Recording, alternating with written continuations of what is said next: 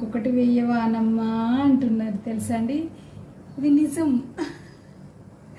ఇక్కడ పెసరట్టుకి 1 గ్లాసు పెసరపప్పు తీసుకుంటున్నానండి. పొట్టు పెసరపప్పు, తర్వాత 1/2 టీ స్పూన్ మెంతులు, కొంచెం తక్కువైనా పర్వాలేదు, తర్వాత 1/4 గ్లాసు బియ్యం.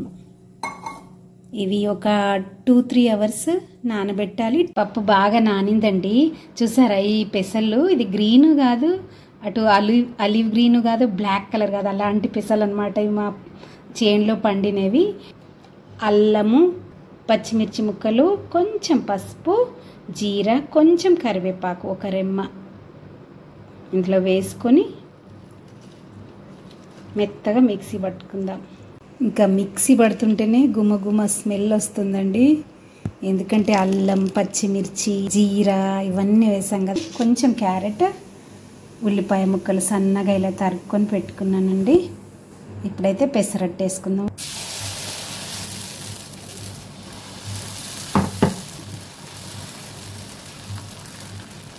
వావ్, మంచిగా వస్తుంది. ఇంతకు ముందే కడిగాను, ప్యాన్ని కడిగినప్పుడు ఒక్కొక్కసారి రాదు ఒక దోశ. ఇది వస్తుందో లేదో చూద్దాం. ఇంకా పెసరట్టుకైతే కొంచెం నెయ్యి వేయాల్సిందే. ఇది నెయ్యే కానీ ఫ్రిడ్జ్లో పెట్టాను ఫ్రెష్గా ఉండాలని. కొంచెం ఆయిల్ వేద్దాం. ఉల్లిపాయ తురుము. కాంబినేషన్ అయితే నిజంగా చాలా బాగుంటుందండి.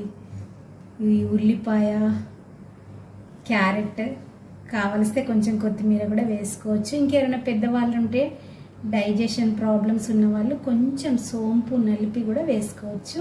కానీ బాగుంటుంది, టేస్ట్ బాగుంటుంది, హెల్దీగా కూడా ఉంటుంది కదా మనకి. హాఫ్ బాయిల్ అయితే కాబట్టి వెజిటబుల్స్.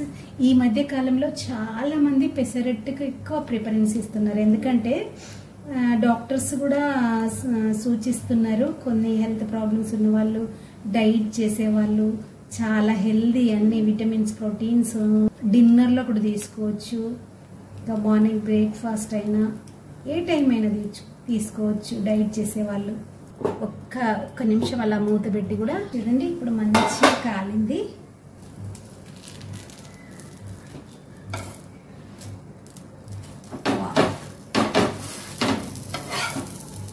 చూడండి, ఇక్కడ ఒక పచ్చళ్ళు పెట్టుకున్నాను. టమాటా పండు మిరం, తర్వాత వంకాయ పచ్చడి.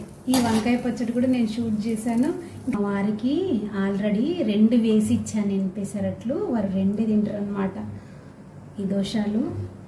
కాకపోతే మొహమాట పడుకుంటూ నిజంగా అద్భుతంగా అమృతంలాగా అలా కరిగిపోతున్నాయి ఈ పెసరట్టు. నాకు ఇంకొకటి వేయవా అనమ్మా అంటున్నారు తెలుసా అండి.